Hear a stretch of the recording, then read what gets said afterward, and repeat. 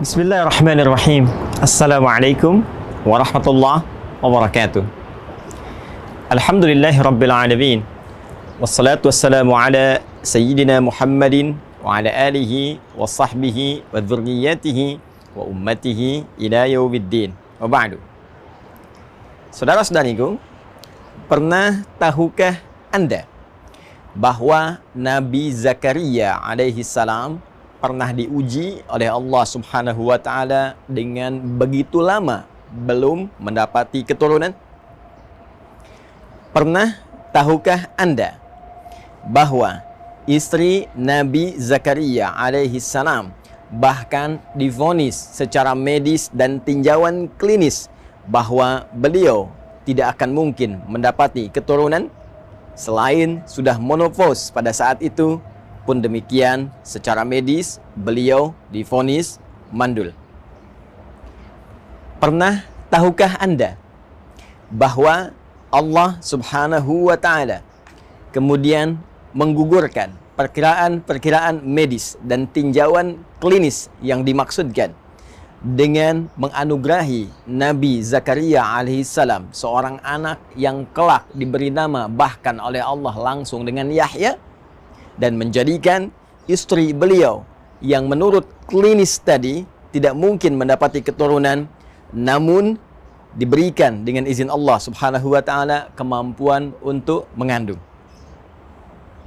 Pernah tahukah Anda bahwa kisah Nabi Zakaria ini dibuka oleh Allah Subhanahu wa taala sebagai pelajaran bagi setiap insan beriman sampai di masa depan yang mengalami peristiwa serupa agar melakukan satu amalan yang dikerjakan oleh Nabi Zakaria alaihissalam. Edisi saat ini, pernah tahukah Anda pertanda akan menggali rahasia di balik kedalaman amalan Nabi Zakaria untuk mendapatkan keturunan sebagai anugerah dari Allah Subhanahu wa taala. Saudara-saudariku, Allah Subhanahu wa taala mengawali firman-Nya untuk bisa memberikan anugerah terindah kepada Nabi Zakaria tadi dengan kalimat yang sangat luar biasa sebagai pelajaran untuk kita semua. Quran surah ke-19 ayat yang kedua. Dzikru rahmati rabbika abdahu Zakaria.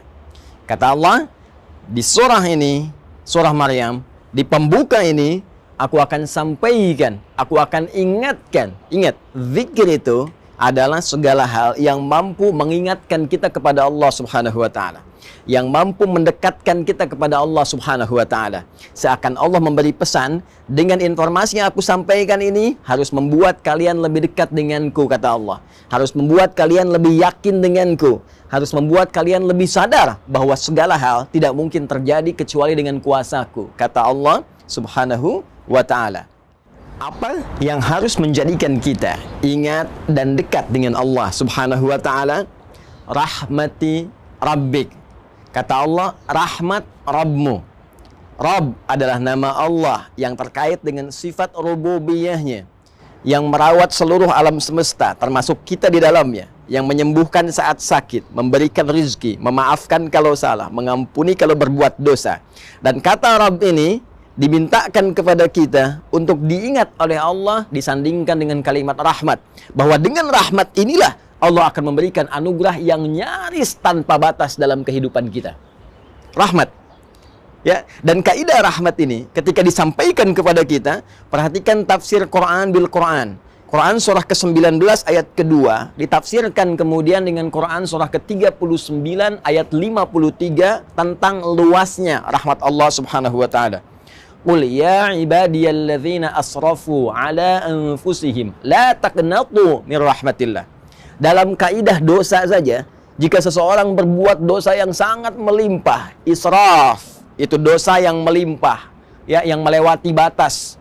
Bahkan kalau makan, Anda datang ke pernikahan, ada prasmanan, orang sekali, Anda 10 kali, itu israf. Ada orang berbuat dosa israf, Ya, kalau belum bohong nggak enak. Orang cuman bohong, dia pun mencuri, dia merampok, dia membegal, dia mabuk. Satu saat dia ingin kembali kepada Allah Subhanahu wa taala. Apa yang Allah sampaikan? La taqnatu mir rahmatillah. Jangan putus asa dari rahmat Allah Subhanahu wa taala.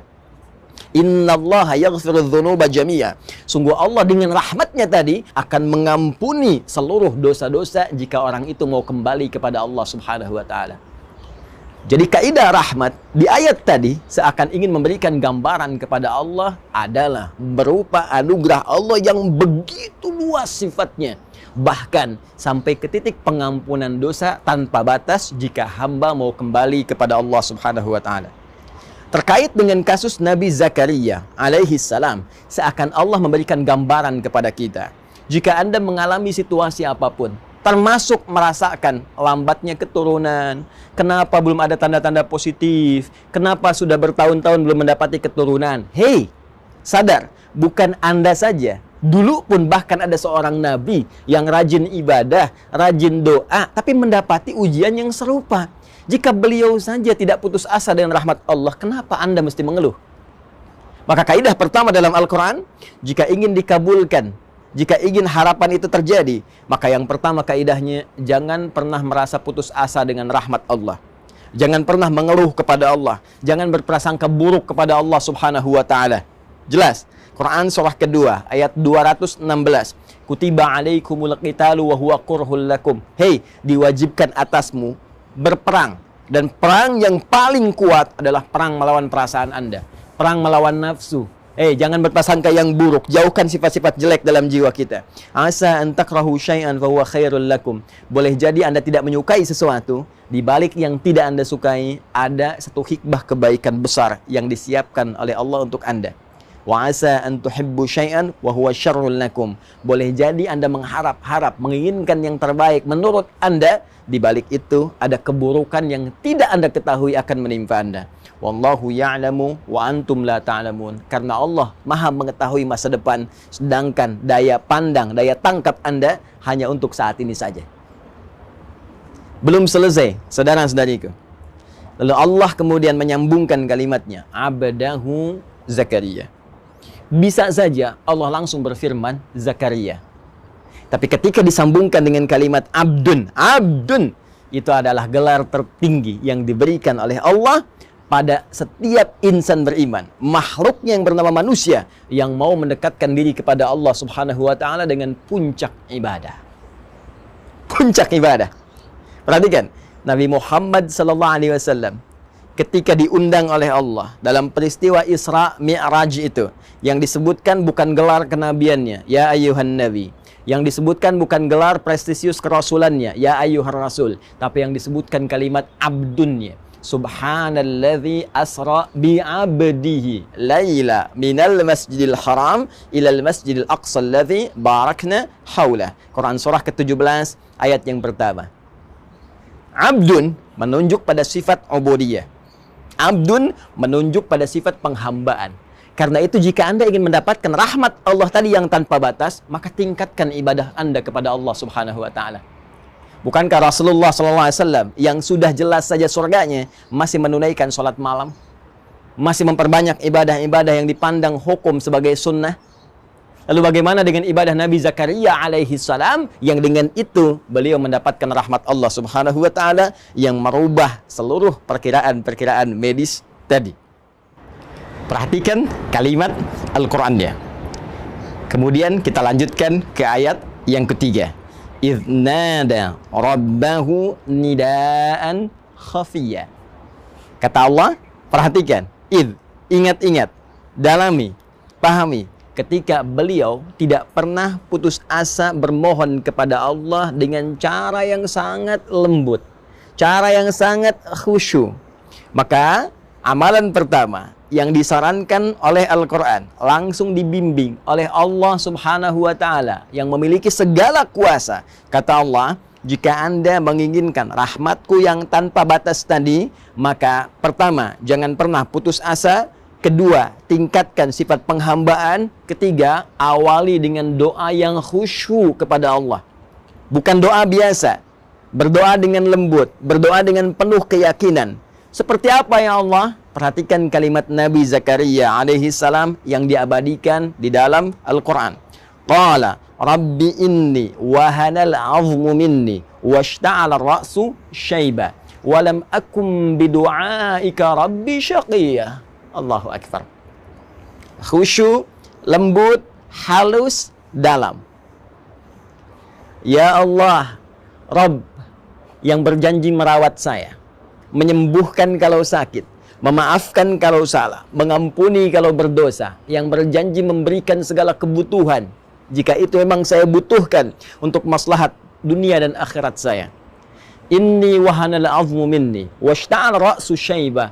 Sungguh sekarang ya Allah, keadaanku fisik telah lemah, ya, rambut telah memutih, fisik telah letih. Walam akum bidu'aika rabbi syaqiyya. Namun sampai keadaan ini pun aku tak pernah putus asa dalam berdoa. Allahu Akbar. Anda kebayang nggak keindahan kalimatnya, sastranya? Ya, saya ilustrasikan begini. Ada sosok yang sejak berumah tangga dalam keadaan fisik yang masih muda, rambut masih mengilat, itu belum dapat keturunan, sampai sepuh tapi nggak pernah putus doanya. Saya kasih ilustrasi ya. Dan Allah laisa kamitslihi syai', jauh dari apa yang kita gambarkan. Perhatikan baik-baik, saya berikan gambaran. Kalau ada seorang meminta bantuan kepada Anda di depan rumah Anda, dia hanya meminta dalam 1 menit saja. Maaf Pak, tolong Pak, tolong Pak. Apa Anda akan beri? Belum tentu. Sekarang, dia berdiri di depan rumah Anda dari mulai ba'da subuh sampai esok subuh lagi. Maaf Pak, tolong Pak, kasih bantuan Pak, belum makan Pak. Apa Anda juga akan mengabaikannya? Demi Allah saya katakan, jiwa kita sebagai manusia pasti akan terpanggil untuk meresponnya. Jadi kalau manusia saja dengan segala keterbatasannya mau merespon, apalagi Allah yang sangat luas pemberiannya. Jadi cari doa yang dalam, cari doa dengan bahasa yang menyentuh, ya. Ya Allah, aku telah berusaha seperti apa yang telah Engkau perintahkan, maka mohon kabulkan seperti apa yang telah Engkau janjikan. Jika dengan semua ini belum mampu mengabulkan apa yang telah Engkau kuasakan, ya Allah, maka tunjukkan kepada hamba dengan cara apa lagi hamba mesti berikhtiar kepadamu. Dalam, kan? Dan belum selesai kalimat Al-Qur'annya. Wa inni khiftul mawaliya min wara'i.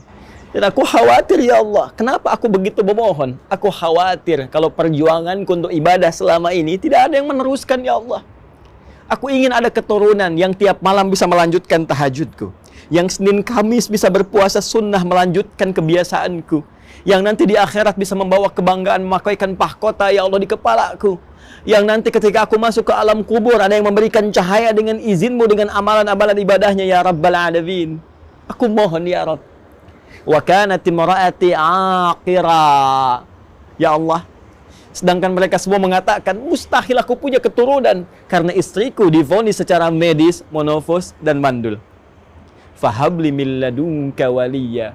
Maka aku mohon ya Allah, ketika mereka seluruh hamba mengatakan mustahil, maka anugerahkan darimu saja yang tidak punya batas kemustahilan. Indah doanya, teman-teman sekalian. Di sini Allah ingin mengajarkan kepada kita bahwa yang pertama, selain kita mencari redaksi doa yang indah, yang lembut, yang menampilkan sifat-sifat rasionalitas kebutuhan kita, pun demikian Allah mengajarkan kepada kita bahwa jika menghadapi situasi di mana setiap hamba berkata ini tidak mungkin terjadi, ini mustahil bisa hadir, ini rasanya tidak akan pernah bisa terjadi, maka pada saat itu Allah ajarkan pada kita, tinggalkan seluruh pendapat manusia, kembali kepada Rabbul Alamin, kepada Sang Pencipta kita, karena pada saat itu Allah ingin memberikan anugerah yang melampaui batas-batas kemanusiaan. Saking pentingnya anugerah ini, Allah ingin berikan sendiri tanpa campur tangan manusia. Awas, pelajari kaidah ini. Ingat, dan ini berlaku dalam situasi apapun, dalam pekerjaan, dalam penyakit, dalam konteks rizki, dalam konteks kehidupan yang kita lalui. Jika ada manusia mengatakan kepada Anda, ini mustahil, ini nggak bisa, ini nggak mungkin, itu tanda langsung dari Allah. Tinggalkan pendapat manusia, segera beralih bermohon kepada Allah, karena Allah akan langsung memberikan anugerah kepada Anda tanpa perantara manusia. Sekarang, bagaimana caranya beralih kepada Allah, meminta seperti Nabi Zakaria tadi? Amalannya bagaimana? Kapan saat tepatnya berdoa tadi? Seperti apa keadaan kita meminta? Tidak tanggung-tanggung. Sempurna seluruh ajaran dari Al-Quran, memberikan sebuah keterangan, informasi, bimbingan, langsung juga dilengkapi dengan contoh. Buka Quran surah ketiga, Ali Imran ayat 38 sampai dengan 39. Allah langsung menunjukkan kepada kita apa amalan yang dikerjakan. Yang saat mengerjakan amalan itu, hadirkan doa yang tadi Anda ingin mohonkan. Maka Nabi Zakaria alaihissalam menyampaikan permohonan tadi di tempat yang spesial, mihrab. Kemudian berdoa di situ dalam sholatnya. Perhatikan kalimat Al-Qur'annya. Hunalika da'a Zakaria rabbah. Di mihrab itulah Nabi Zakaria kemudian berdoa kepada Allah Rabbnya. Doa yang tadi, ya, dipersingkat kemudian dengan bahasa Al-Quran. Qala rabbi habli min ladunka dzurriyyatan thayyibah. Ya Allah, anugerahkan kepada hamba. Hamba mohon ya Allah. Hamba mohon keturunan dari sisimu saja, keturunan yang terbaik. Karena semua orang mengatakan mustahil hamba punya keturunan. Hamba yakin hanya Engkau yang mampu mengabulkan doa hamba. Kalau pada yang mampu mengabulkan saja ya Allah, innaka sami'ud du'a, pada yang maha mendengar doa saja tidak mengabulkan, lantas kepada siapa lagi hamba mesti bermohon? Baik, perhatikan baik-baik. Apa yang terjadi?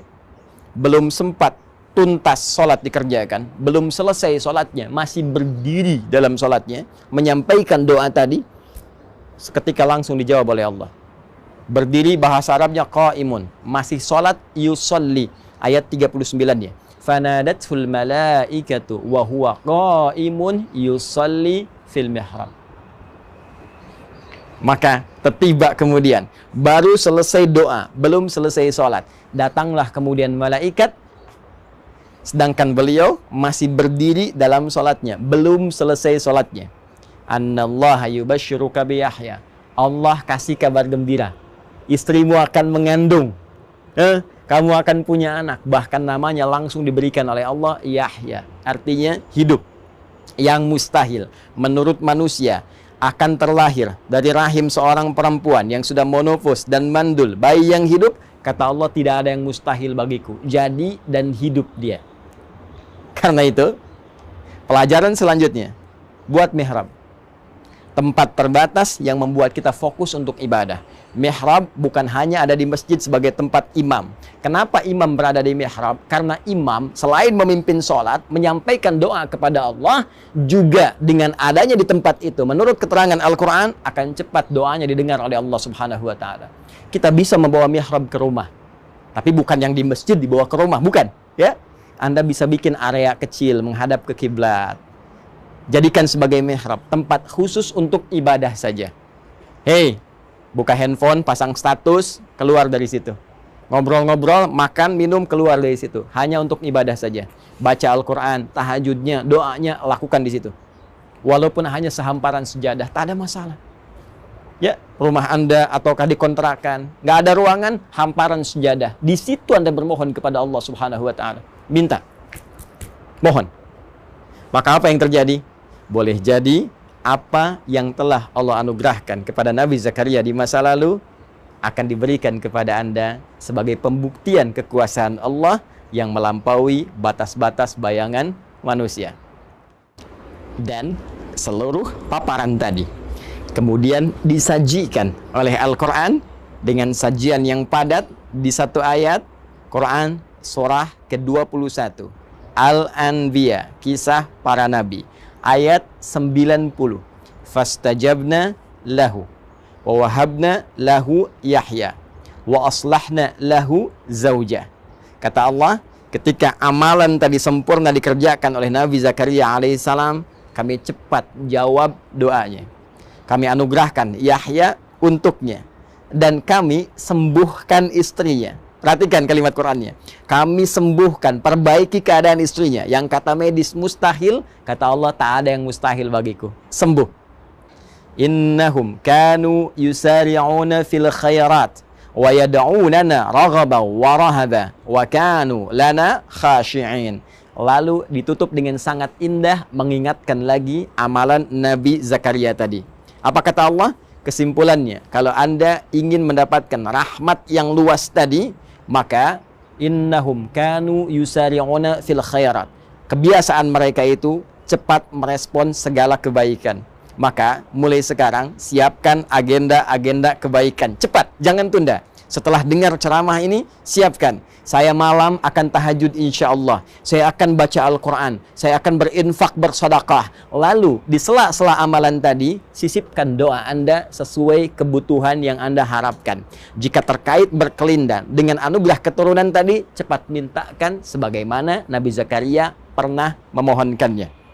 Ya, dan mereka wa yad'unana raghaban wa rahaba, dan mereka bermohon kepada kami dengan penuh harap dan khusyuk. Maka jangan sekedar doa, jangan simpel saja ya Allah pengen begini, tidak, minta dengan penuh harap, minta dengan khusyuk, ya. Wa kanu lana khashi'in, dan sungguh mereka mengerjakan setiap amalan bahkan doa tadi dengan khusyuk, dengan penuh kedalaman hati dan jiwa. Saudara-saudariku, itulah Nabi Zakaria dengan segala contoh yang telah Allah sampaikan dalam uraian firman-Nya, menjadi sebuah titian kepada kita yang memberikan sebuah harapan dengan jaminan kebenaran yang dipastikan. Pernah tahukah Anda? Assalamualaikum warahmatullahi wabarakatuh.